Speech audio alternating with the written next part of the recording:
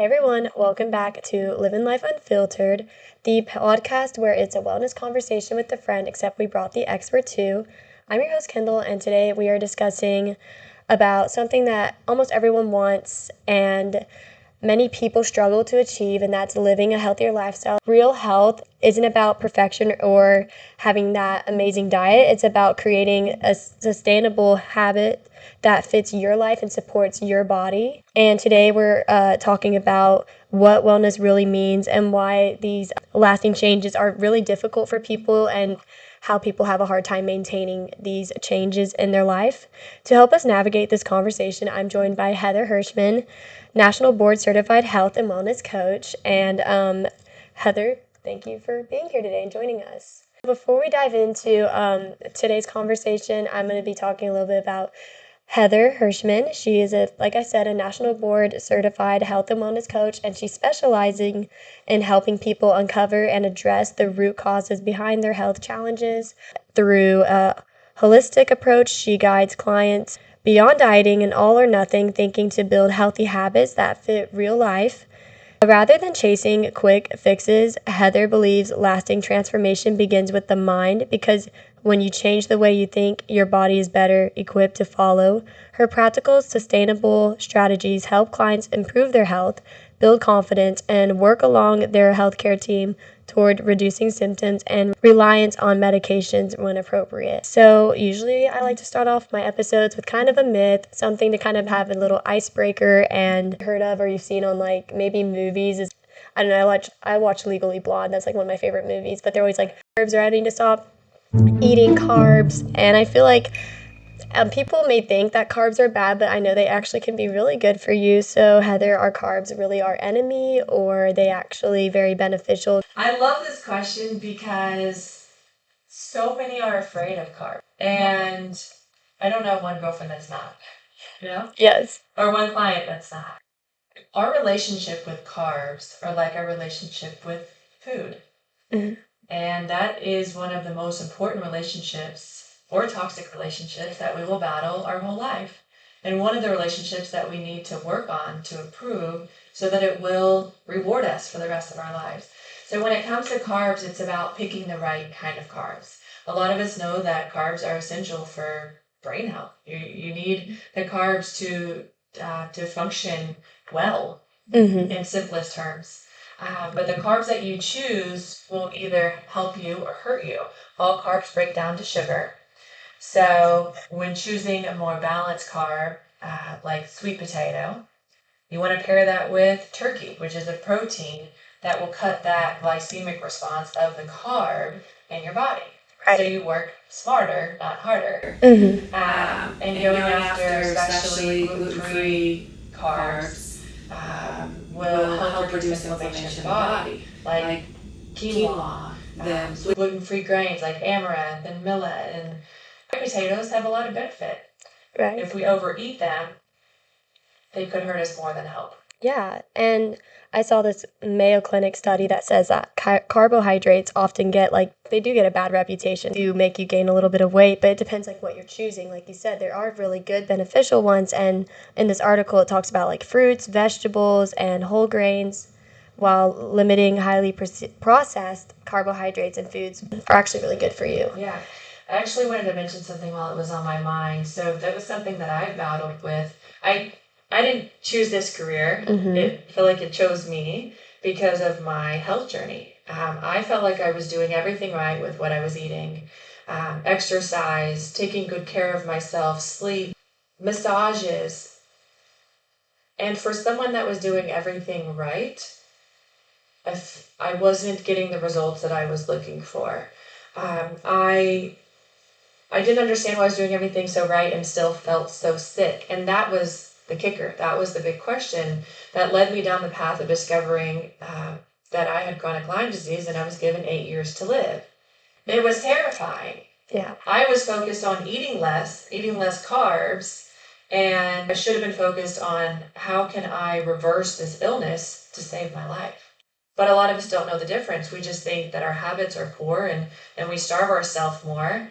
And I had trouble losing weight. And like a lot of others out here. So we always have to look for the root cause of why. Maybe we have a craving for carb, why we have trouble putting the fork down. Right. So right. It's layered. People just really need to be better about choosing how to make their lives better. Like you chose this career to help you. And be your best advocate. Yeah. You are your best doctor. You're your voice. You are. Yeah. You are your voice. You are your voice. And many people know that they know, oh, I need to eat healthier, I need to exercise. Like they know all these good habits, but turning those goals into lasting habits can be super difficult for people. And according to a 2024 reviewed published article in this Mayo Clinic, lasting health changes involve more than just motivation. Behavior can change, and personal influence by daily challenges, such as like creating these realistic goals that can fit into your lifestyle. So like many people start with good intentions, but they have a hard time kind of going and making those changes happen or making them stay consistent. So what are some of the biggest challenges you think these people have faced, and why is it so difficult for them to make that change to be better? Yeah, that's a good question. And I wanted to write it down so that I wouldn't forget, because this is a really important point to make. One thing that I so often remind my clients to not ask themselves is stop asking what's wrong with me and ask what's getting in the way. Is it stress? Is it poor sleep? Is it a busy schedule? Is it hormonal changes? There is always a reason why. Mm-hmm. It's not that difficult to figure out. You just have to dig a little bit deeper. Mm-hmm. So once we understand what's making choices so difficult, we can then come up with a plan.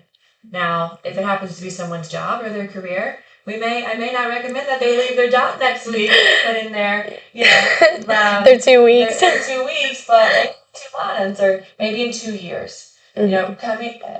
Being able to pinpoint the challenges that are pretty obvious and not shoving them under the rug. Oh, it's just the kids. Oh, it's just the job. It's the reason why we are where we are with our health and our mindset.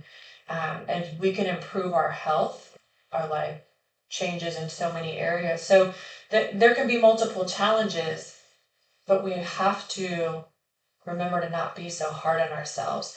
We think that the challenges don't allow us to give ourselves grace. When we give ourselves grace, that allows some of the challenges to not be so tough. And when we allow our mind to tell our body that we can ease into our choices, the body follows. Mm-hmm. It's that mind-brain connection that we'll talk about in a little bit. But I think one of the biggest misconceptions is that people don't know. They've been given a lot of information, but they're not really sure how to apply it. So I help break that down in simplest terms so that we can overcome what's in the way. Really, it could be deep-rooted trauma. It could be, these labels that we've allowed others to place on us or that we've placed on ourselves. And that simply is the challenge. Yeah, and we're about to dive into that mental health topic, but definitely I feel like it plays a huge factor with trying to have that healthier lifestyle and having those healthy habits. Like you were saying, it's just having your job and all this stuff. It's a bunch of like workload on you, and you really need to give yourself grace on all the things that are happening in your life. So that's a great way to kind of tell people, like, give yourself grace, calm down, everything's going to be fine, take every day one step at a time. Yeah. Another thing I wanted to mention is, another challenge that we've been taught to rely on is motivation, but we're not always motivated. So because we know that that's the case, and we know, especially as women, we can be moody once a month, if we're in that phase, then we have to rely on our decisions. So building better habits, lead to better decisions, they don't require you to be motivated every day. Mm-hmm. So it's cracking the code, not relying on motivation. Yeah. Ultimately. And no, I get that. Motivation is just, it's very difficult. And it's just all about, like, do you want to be better? Do you keep telling yourself, are you trying to have that positive mindset to get better? Because if you have a negative mindset, you're never going to achieve those goals. If you keep telling yourself you're not good enough and I'm not going to work out. And I feel like that's where I jump into actually social media, because people do compare themselves on social media to others. They want that amazing physique that they see an influencer have or a celebrity. And according to this 2025 Systemic Review article from Journal of the Academy of Nutrition, and Dietetics, it's a long title. It talks about how Instagram, TikTok, and YouTube can encourage healthier habits that only when the information is credible and trustworthy. Because a lot of the time we go on social media and we see that, oh, like they look great, I want to do what they're doing, and then it's not always accurate or you don't have the right direction. So with so much on health information and you, like you just said, motivation, how can people separate evidence-based advice with wellness versus like social media? Yeah. So this just slid into my mind. There's so much information out there. We have more information than ever and less clarity, I feel. We also have so many fake AI Instagrams. Oh my gosh. They're real, but they're fake humans. I've seen that and it freaks me out. Does that scare you? Yes, yeah. The girls are beautiful, right? But the information is alarming. It's scary. You can't totally trust it. Mm-hmm. So there's so much information out there by those that seem like walking billboards that may not have the right information. So attempt to disregard everything that we see and hear, and how do we find the right approach for ourselves? And a lot of times it's learning about yourself. There can be some really great advice out there. There might be an influencer that really knows her stuff, but she doesn't know your body. Mm-hmm. So you've got to get to know your body a little bit better so that the information that you learn, you get to decide if that could apply to you. Now, I like to do certain testing, like DNA testing, to learn what our genetics are predisposing us to. Do we do better with this short 30-minute yoga workout or a 60-minute HIIT workout? Everyone's body's different. Sometimes we're pushing it to the limit. Maybe online or social media, we're being encouraged to do the toughest workouts when our body needs more, less resistance, less tension, and then the body actually starts to respond better. A lot of times I see patients that will overdo it at the gym. They're working out 5-7 days a week. We may cut it down to 3 or 4 days a week and do 3 days of weight training and 2 days of yoga and cut it in half the amount of time, and they get twice the benefit. More time in their schedule. I like being influenced at times. I think some people do well being influenced because it can motivate them. But, at the end of the day, my role is not to hand someone a generic meal plan. It's to get to know what they're needing and why and guide them accordingly. Yeah. And like you mentioned earlier, like with the AI, it's just so deceiving. Like people see that and they may think it's real and it's not. And it's kind of scary how that's how our world has become with AI. And then your bodies are all different. You mentioned that. It's true. Everyone's bodies are different. On that topic, I will say, so do not take a cookie cutter approach with everyone. But one thing I do always recommend for everyone, no matter your age, stage, gender, is an anti-inflammatory diet.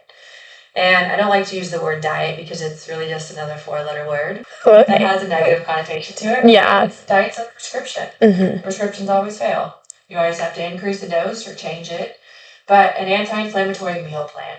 So reducing as much gluten, dairy, processed foods and sugars as possible is really a cheat code. Mm-hmm. You don't have to go get allergy tested for foods. You just start consuming a little bit less of those foods, even if that's just one meal a day.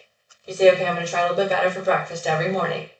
I'm going to swap the pancakes or the donuts for a smoothie or for avocado toast or a couple boiled eggs. Yeah. Keep it slowly changing the way your life is. Yeah. I get that because some people, they like to jump the gun and they think, I'm going to just immediately get better and I'm immediately going to start eating healthier and I'm going to see these changes in the next morning. And that's not how that works. I will say, if you want to see changes the next morning, stop eating your largest meal by 3 p.m. that day. Eat something light for dinner. Because when you're merging into the evening to go to sleep, you don't want the body focused on digesting that heavy, hard to digest meal. You want your body focused on detoxing your liver and tending to your kidney, the rest of your body to give you the benefits you're after. I'm going to take that advice. It works. I did not know that. It works, yeah. Wake up feeling lighter, sleep better, have more energy. I'm going to start doing that. Let me know. I'll let you know. I'll text you back. Also, we talk about one size fits all plan doesn't always work for everyone. So how do you help clients create that realistic health goal that fit their own lifestyle instead of trying to copy someone else's routine? So I get to know the person that's sitting in front of me. Mm-hmm. I get to know their life. I get to know what's going on with their kids, their spouse, what's going on in their mind on a daily basis. Once I get to know them, then I can take a better angle towards success because it gives me the recipe. Mm-hmm. Everyone has a different recipe to their level of success. And, because one approach that works for one may not work for the other. We all know that by now, I would hope. So instead of trying to change everything at once, we focus on one or two things and maybe just one and maybe for a couple weeks. And we're so hard on ourselves that if we would just tone it down a little bit and say, well, today I did 10% better and that's enough, it leaves room for more to do the next time versus going all in. My goal isn't to create the perfect plan. It's to help create a plan with them, not that I designed, but with them that they will follow. Yeah. And you really just wanted to, like you said, just step by step. Oh, I did this today. That's great. Just keep telling yourself that. It's hard to kind of acknowledge yourself. Yeah. So, for example, I just had a patient the other day that doesn't work out and works in his backyard, mowing the lawn and doing all sorts of things outside every day, every single day. Wow. So that's exercise. Yeah. But we want to have steady exercise that especially will challenge your heart. So he has a hill. I mean, his street is leading to his house. He's got a hill. So I challenged him to walk 7 minutes a day for as many days a week as he was willing to commit to. And 7 minutes a day of walking challenges your heart. Yeah. So it's a great start. It also reduces blood sugar and improves digestion after a meal.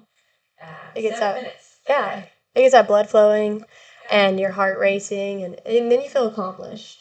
That's the biggest goal. Leave yourself with a little bit extra juice at the end. It builds confidence, gives you a little bit extra time to do the dishes and be ready for the next workout. Or yeah, actually, it's really important to go outside and touch grass. Sounds weird, but like it helps your mind, helps you kind of focus. Even working out, doing like a slight walk or maybe go on a run. Something I wanted to mention that is really, really worth noting is the body responds to stress the same no matter what type of stress it is. The body could be under stress because you're getting chased by a bear or the cops, hopefully not. Oh my gosh. Or the same stress if you injure your knee working out at the gym, or maybe you consumed a food that your body doesn't respond well to. The body will respond the same to every stressor that enters the body. You can trick it, Yeah. reduce the stressors, but you want to nurture any avenue where stress can enter the body. Yeah, and it's kind of weird how that works, but yeah, your body's all connected. So if your mind isn't at ease, then your physical body responds to that. Yeah, Experiencing. Like the feeling like, oh, I got butterflies in my tummy. Well, something was going on in the mind to allow that to happen. Everything is connected. It goes back to that childhood song, hip bones connected to it, right? We forget. Yes. I think it's important to not dismiss when something's wrong in your body. I think with health coaching, because this is what you do, and it's also becoming very popular, but many people still aren't really sure about it. I feel like I saw this article in a Mayo Clinic that says that health and wellness coaching is a patient-centered approach that helps these people create personalized goals, and they build accountability and develop sustainable habits. And rather than simply telling someone like, what they should do, health coaches also work with individuals on things that are going on in their life, like their work. You're kind of like a therapist in a way. You hear about a bunch of crap. Yes, I've been told most people's life stories in the first visit. Really?